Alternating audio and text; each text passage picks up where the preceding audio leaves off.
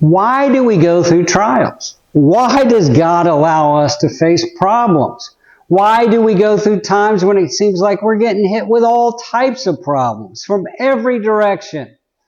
Well, I want to tell you, God has a plan for all of that, and it's the promise that He gives us is that He's going to bring about maturity through adversity.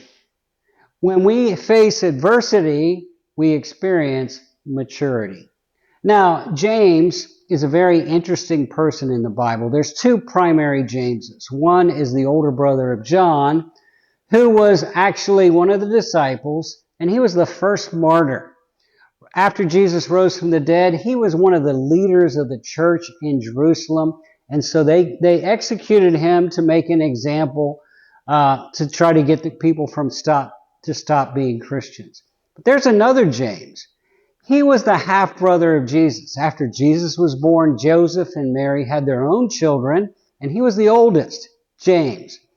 And he didn't believe in Jesus. He thought Jesus was crazy, as did his brothers, including Jude, who also we know about. Well, they became Christians, followers of Jesus, after they saw Jesus raised from the dead. And then he became one of the leaders of the Church of Jerusalem, actually one of the head leaders of the Church of Jerusalem. And when the church experienced incredible persecution, his flock, his congregation was spread all over the Mediterranean world. And so he wrote them a letter because they're discouraged. They go in, they lose their property, their jobs, family. They've lost everything. They've got to run for their lives. He's writing to people who are suffering many different types of trials. And he gives them an incredible promise right at the beginning of the book. He says, "My brethren, count it all joy when you fall into various trials, knowing that the trying of your faith produces perseverance, and let perseverance have its perfect work, that as it is complete, you may become complete, mature, and lacking nothing." So, you're facing trials, various kinds of trials. That's what he says, various kinds. You're getting all types, all directions, all sizes, colors, shapes. You're getting hit with every type of trial you can imagine. Physical, financial, emotional, relational, health-wise. You're getting hit with trials. It's inevitable. It's going to happen, okay? As long as you're on planet Earth, you're going to face difficulties. If you're a Christian, that doesn't get rid of your problems. That may change your problems. You may not sabotage yourself, but you're still going to face difficulties and problems. Problems are inevitable, but remember this, problems are useful. It's problems that produce perseverance. It's pain that produces perseverance. The word perseverance has to do with you run into an obstacle, you keep going through to the other side. That's what the word means. You go through the problem to the other side. You don't back off, you don't give up, you don't give in, you keep going, you persevere. It's an incredible word. You go through to the other side. He says, when you get hit with problems, it's a chance for you to develop perseverance, to learn to keep going even though you got problems. And that's how you get mature. That's how you grow up. That's how you become complete and mature. I've got 3 sons. When they were little kids, they couldn't walk. We carried them around.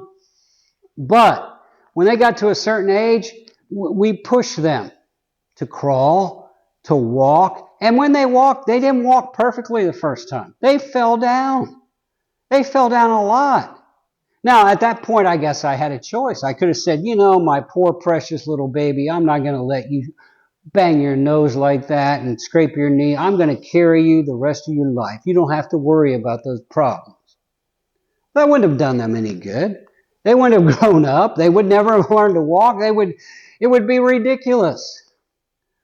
Well, we face problems because our Heavenly Father wants us to grow up.